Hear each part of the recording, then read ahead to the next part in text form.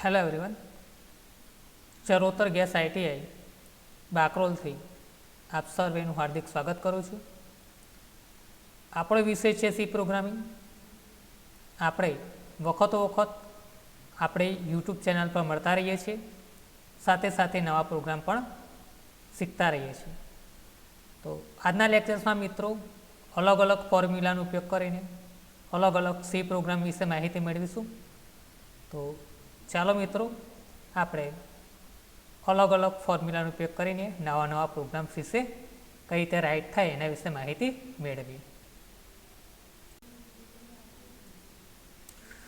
તો ચાલો મિત્રો, આજે આપણે અલગ અલગ પ્રોગ્રામ્સની વાત કરીએ, અલગ અલગ ફોર્મ્યુલાનો ઉપયોગ કરીને.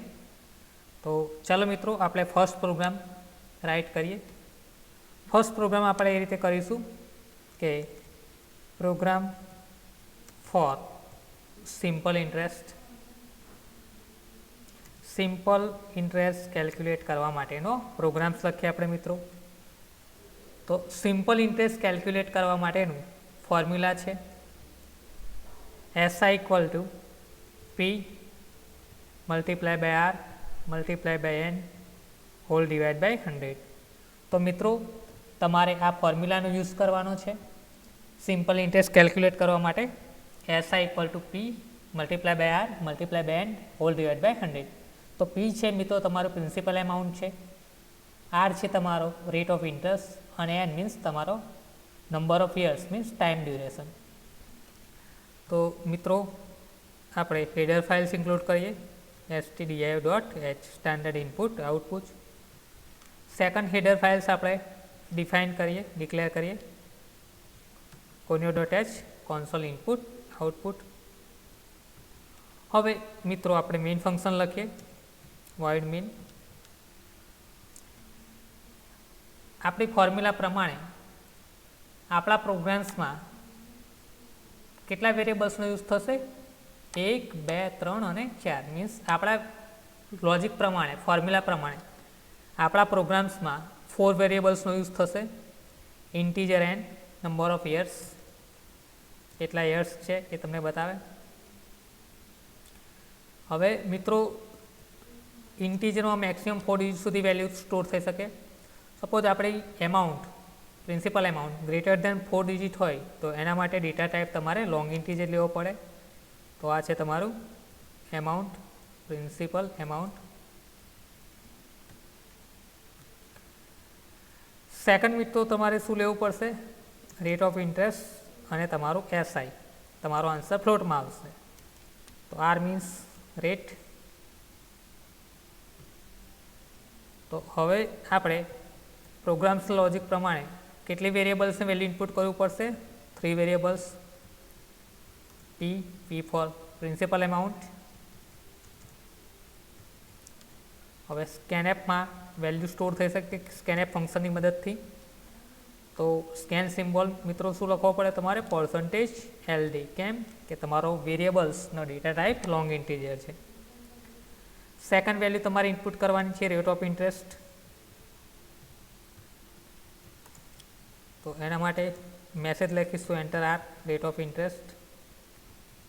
વેલ્યુ સ્ટોર કરીશું સ્કેનએફ ફંક્શન્સનો ઉપયોગ કરીને. ડેટા ટાઈપ ફ્લોટ છે એટલે %F સ્કેન સિમ્બોલ. તો આરમાં વેલ્યુ સ્ટોર થશે. નેક્સ્ટ વેલ્યુ તમારી duration means number of years, એ તમારે ઇનપુટ કરવાના છે એન્ટર N. સ્કેનએફ ફંક્શનની મદદથી એનમાં વેલ્યુ ઇનપુટ કરીશું, સ્ટોર કરીશું. નાવ તો 3 વેલ્યુ મિત્રો આપણે ઇનપુટ કરી, principal amount, rate of interest અને duration means number of years. હવે ફોર્મ્યુલાનો યુઝ કરીએ આપણે. SI equal to P multiply by R multiply by N whole divide by 100. તો આ ફોર્મ્યુલાથી મિત્રો તમારો સિમ્પલ ઇન્ટરેસ્ટ કેલ્ક્યુલેટ થશે. તમારો જે આન્સર આવશે કયા વેરિયેબલમાં સ્ટોર થશે? SIમાં. તો એ લખીશું મેસેજ કે સિમ્પલ ઇન્ટરેસ્ટ ઇક્વલ ટુ ફ્લોટમાં છે આન્સર એટલે %F, SI. તો SI નામના વેરિયેબલમાં તમારો આન્સર સ્ટોર થાય છે. તો હવે મિત્રો આપણે પ્રોગ્રામ્સ રન કરીએ. તો પ્રોગ્રામ્સ રન કરીશું એટલે first principal amount suppose 10,000, rate of interest 3.5, number of years, for example 2 years, તો તમને મિત્રો આન્સર કેટલો મળશે? 700. બરાબર છે. તો આ થયો પ્રોગ્રામ મિત્રો સિમ્પલ ઇન્ટરેસ્ટ માટે. 3 વેરિયેબલ્સ PRNની વેલ્યુ ઇનપુટ કરવાની અને તમારે જે ફોર્મ્યુલા છે SI equal to P multiply by R multiply by N whole divide by 100. તો આ ફોર્મ્યુલા સિમ્પલ ઇન્ટરેસ્ટ કેલ્ક્યુલેટ કરશે. બીજો એક નવો પ્રોગ્રામ જોઈએ મિત્રો. પ્રોગ્રામ છે તમારે swapping of 2 numbers. Swapping means exchange. 2 નંબરનું સ્વેપિંગ કરવા માટેનું પ્રોગ્રામ્સ જોઈએ. Swapping of 2 numbers. તો હેડર ફાઇલ્સ ઇન્ક્લુડ કરીએ stdio.h, લિંક સેક્શનમાં સેકન્ડ હેડર ફાઇલ ઇન્ક્લુડ કરીએ conio.h. હવે સ્વેપિંગ કરવા માટે આપણે થર્ડ વેરિયેબલ્સનો ઉપયોગ કરીશું. આપણી પાસે 2 વેરિયેબલ છે a, b અને ટેમ્પ. ટેમ્પ એ ટેમ્પરરી વેરિયેબલ જે તમારે થર્ડ વેરિયેબલ એક્સચેન્જ માટે યુઝ થાય છે. ફર્સ્ટ પ્રોગ્રામમાં આપણે 2 વેલ્યુ ઇનપુટ કરીશું, value of a and b. 2 value input કરવાની છે કે જેનું તમારે સ્વેપિંગ કરવાનું છે, એક્સચેન્જ કરવાનું છે. તો પ્રોગ્રામમાં 2 વેલ્યુ ઇનપુટ કરીશું. સ્કેનએફ ફંક્શન્સની મદદથી વેલ્યુ સ્ટોર કરીશું. ફર્સ્ટ વેલ્યુ એમાં સ્ટોર થશે, સેકન્ડ વેલ્યુ બીમાં સ્ટોર થશે. હવે મિત્રો આપણે એક્સચેન્જ થાય એની પહેલાં વેલ્યુ પ્રિન્ટ કરાવી દઈએ. તમે જે ઇનપુટ કરશો એ જ વેલ્યુ, સેમ વેલ્યુ. તો મેસેજ લખીશું before swap. Swap means exchange. a equal to %d, then b equal to %d, comma a comma b. તો મિત્રો અહીં આગળ તમે પ્રોગ્રામમાં જોઈ શકો છો કે 2 વેરિયેબલ્સની વેલ્યુ ઇનપુટ કરે છે. થોડો પ્રોગ્રામ રન કરીએ તો અહીં આગળ મેસેજ આવશે એન્ટર a. એની વેલ્યુ છે 2, બીની વેલ્યુ છે 4. તો તમે મિત્રો જે વેલ્યુ તમે ઇનપુટ કરશો એ જ વેલ્યુ પ્રિન્ટ થશે બિફોર સ્વેપિંગ. તો હવે આપણે સ્વેપિંગનું લોજિક ઉપયોગ કરીએ. તો ફર્સ્ટ તમારી એ વેરિયેબલ્સની વેલ્યુ છે ટેમ્પમાં અસાઇન કરીશું. એટલે ટેમ્પમાં કેટલી વેલ્યુ અસાઇન થશે? સપોઝ એની વેલ્યુ છે 2, એની વેલ્યુ છે 2. નાવ હવે બીની વેલ્યુ એમાં અસાઇન થશે, એટલે એમાં એ વેલ્યુ કેટલી અસાઇન થશે? 4. થર્ડ સ્ટેપમાં શું કરીશું આપણે? ટેમ્પની જે વેલ્યુ છે એ બીમાં અસાઇન કરીશું. તો ટેમ્પમાં અત્યારે કેટલી વેલ્યુ છે? 2. એ વેલ્યુ શામાં અસાઇન થશે? બીમાં. તો આ લોજિકથી પ્રોગ્રામ્સમાં એની વેલ્યુ કેટલી થશે? 4 થશે અને બીની વેલ્યુ કેટલી થશે? 2 થશે. તો આ થયું તમારું પ્રોગ્રામનું લોજિક. એની વેલ્યુ ટેમ્પમાં જશે, મીન્સ ટેમ્પમાં કેટલી વેલ્યુ સ્ટોર થશે? 2. હવે બીની વેલ્યુ એમાં અસાઇન થશે, બીની કરંટ વેલ્યુ છે 4, એ 4 વેલ્યુ એમાં અસાઇન થશે. હવે ટેમ્પની જે વેલ્યુ છે બીમાં અસાઇન થશે, તો ટેમ્પની કરંટ વેલ્યુ કેટલી છે? 2, એ શામાં અસાઇન થશે? બીમાં. તો આપણે ઇનિશિયલી એઝ્યુમ કરી લઈએ છીએ કે a ઇક્વલ ટુ 2 છે અને b ઇક્વલ ટુ 4 છે.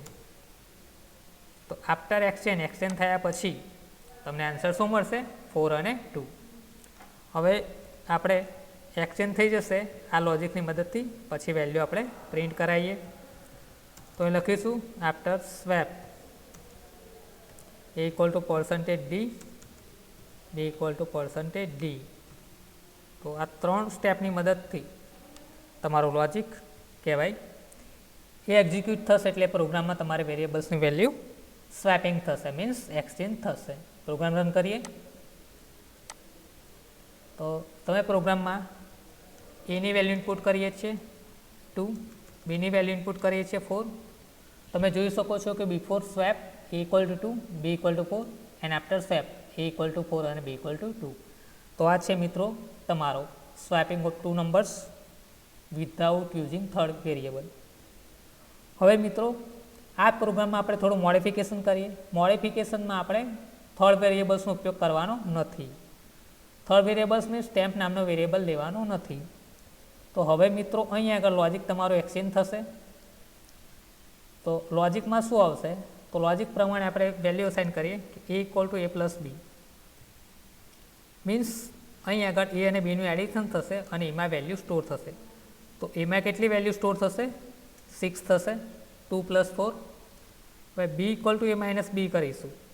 સેકન્ડ સ્ટેપ શું હશે? બી equal to A minus B. તો એની કરંટ વેલ્યુ કેટલી છે? 6. બીની કરંટ વેલ્યુ કેટલી છે? 4.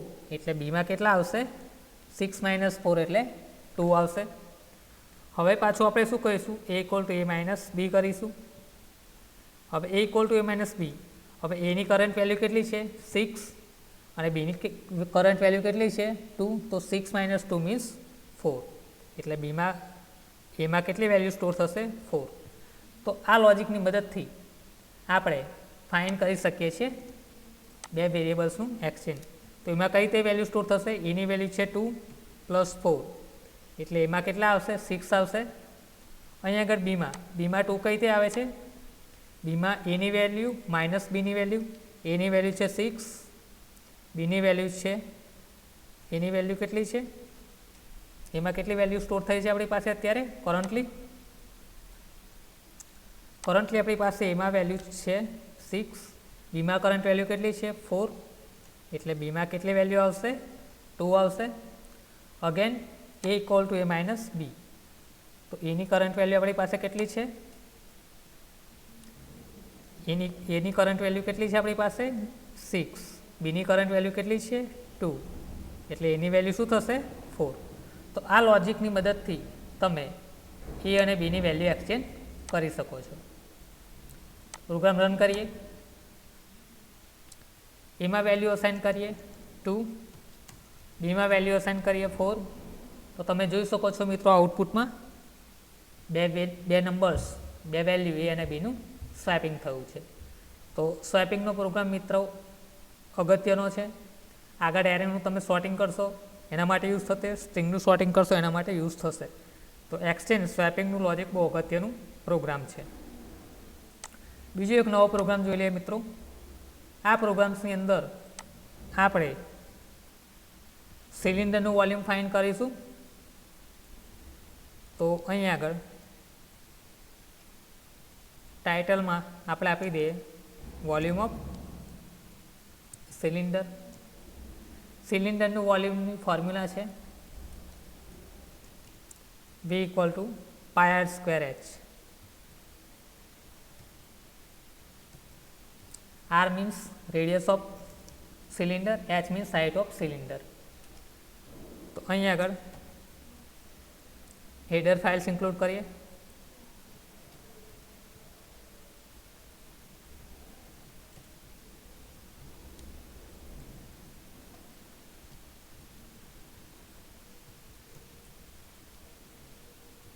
હવે મેઇન ફંક્શન્સનો ઉપયોગ કરીએ. પ્રોગ્રામ્સના લોજિક પ્રમાણે આપણી પાસે કઈ વેરિયેબલ લેવા પડશે? R radius of cylinder, H means height of cylinder. હવે આપણે પાયની વેલ્યુ મિત્રો ડાયરેક્ટ તમે અસાઇન કરી શકો છો અથવા ડિફાઇન ડિરેક્ટરનો ઉપયોગ કરીને પણ યુઝ કરી શકો છો. આ રીતે એઝ ડિફાઇન પાયની વેલ્યુ કેટલી ડિફાઇન કરવાની છે? 3.14. હવે તમારો આન્સર મિત્રો ફ્લોટમાં આવશે V volume, V for volume, R for radius, H for height. હવે આપણને ખબર છે બે વેલ્યુ પર ઇનપુટ કરવી પડશે, R અને H. તો અહીં આગળ પ્રિન્ટએફ ફંક્શનમાં એક મેસેજ લખીશું,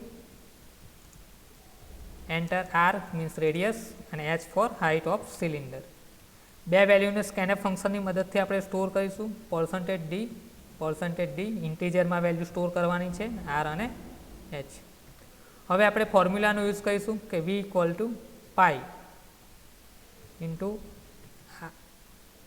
R into R again H for height. તો આ ફોર્મ્યુલાની મદદથી સિલિન્ડરનું વોલ્યુમ કેલ્ક્યુલેટ થશે. હવે વોલ્યુમ આપણે પ્રિન્ટ કરીશું મેસેજ આપીને કે વોલ્યુમ ઓફ સિલિન્ડર, ફ્લોટમાં વેલ્યુ છે એટલા માટે %A, B. તો અહીં આગળ તમે સિલિન્ડરની જે કંઈ ફોર્મ્યુલા છે pi R square H volume find કરવા માટેની, પ્રોગ્રામ હવે રન કરીએ. સપોઝ રેડિયસ છે આપણી પાસે 10 અને હાઇટ છે 6.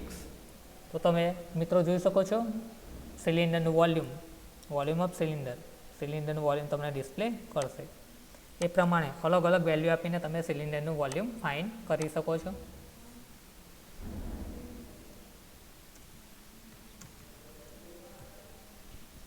ક્લિયર છે મિત્રો?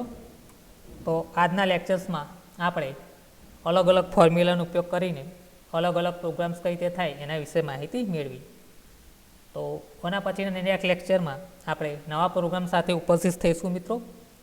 તો આપણી આ યુટ્યુબ ચેનલને વધારેમાં વધારે લાઈક, શેર અને સબસ્ક્રાઈબ કરો. અસ્તુ.